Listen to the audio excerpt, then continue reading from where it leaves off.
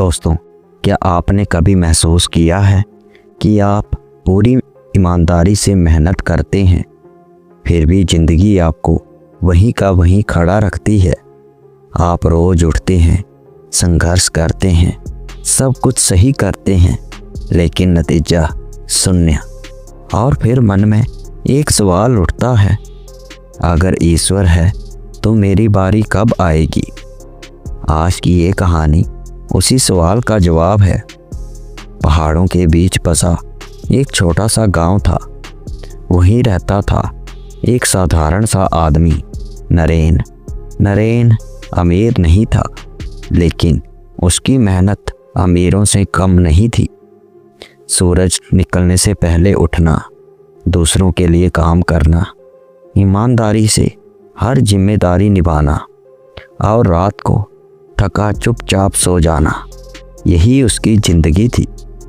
उसने कभी किसी का हक नहीं छीना, कभी शॉर्टकट नहीं अपनाया।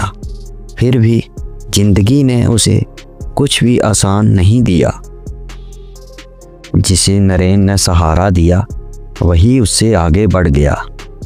जिसे उसने रास्ता दिखाया, वह मंजिल तक पहुंच गया। और नरेन, वह वहीं खड़ा रहा, उसी मोड़ पर, उसी संघर्ष में। कई रातें ऐसी थीं जब वह चुपचाप आसमान की तरफ देखकर सोचता, क्या मेरी मेहनत किसी को दिखती भी है? कभी कभी उसके मन में आया, अगर मैं थोड़ा चालाक होता, अगर मैं भी गलत रास्ता चुन लेता, तो शायद मेरी ज़िंदगी भी बदल जाती। लेकिन हर बार उसका ज़मीर उसे रोक लेता, क्योंकि नरेन गलत जीत से ज़्यादा सही हार को चुनता था। फिर एक रात तेज बारिश हो रही थी। नरेन भीगता हुआ पहाड़ी रास्ते से गुजर रहा था। फिसलते फिसलते वह एक पुराने आश्रम के सामने रुक गया। अंदर एक वृद्ध संत ध्यान में बैठे थे। नरेन ने पहली बार अपने दर्द को शब्दों में उतारा। कंपकपाती आवाज़ में बोला, महाराज, क्या ईमानदारी सिर्फ सहने के लिए होती है? क्या मेहनत का फल सच में मिलता है? संत ने आंखें खोली, नरेन को देखा और शांति से पूछा, तू जानता है सूरज क्यों नहीं डूबता? नरेन चौंका, बोला, क्योंकि अगर डूबेगा तो सुबह कैसे आएगी? संत मुस्कुराए। संत बोले, हर चीज़ का समय तय है। अगर सूरज अपनी मर्जी से उगे या डूबे तो दुनिया जल जाएगी। मेहनत का फल देर से इसीलिए मिलता है क्योंकि ईश्वर सिर्फ फल नहीं देता, वह फल खाने की ताकत भी बनाता है। नरेन की आंखें भर आईं। फिर संत ने कहा, अगर तुझे यह सब पहले मिल जाता तो शायद तू भी भीड़ में कहीं खो जाता। लेकिन अब ईश्वर तुझे ऐसा बना रहा है कि जब तुझे मिले तो उसका असर सिर्फ तुझ तक सीमित ना रहे। नरेन वहीं चुप था, लेकिन अंदर सब कुछ बदल चुका था। साल बीते, संघर्ष पूरी तरह खत्म नहीं हुआ, लेकिन नरेन टूटना भूल गया।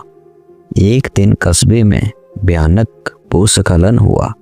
लोग फंस गए, चीखें गूंजने लगी, और उस दिन सबसे पहले जिस नाम को पुकारा गया वह नरेन था। क्यों? क्योंकि नरेन दर्द समझता था, लोगों का भरोसा था, सरकार ने जिम्मेदारी दी, समाज ने सम्मान। लेकिन नरेन के चेहरे पर खुशी से ज़्यादा शांति थी। फिर कुछ समय बाद नरेन फिर उसी आश्रम पहुंचा। संत वहीं बैठे थे।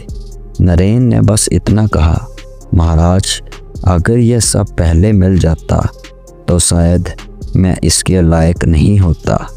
संत ने आंखें बंद कर ली और कहा, इसीलिए तो देर हुई थी बेटा। उस दिन नरेन रोया, लेकिन उस रोने में दर्द नहीं था, समझ थी। दोस्तों याद रखिए, ईश्वर कभी आपकी मेहनत नहीं बोलता। देरी का मतलब मना करना नहीं होता। सही समय पर मिला फल जिंदगी बदल देता है।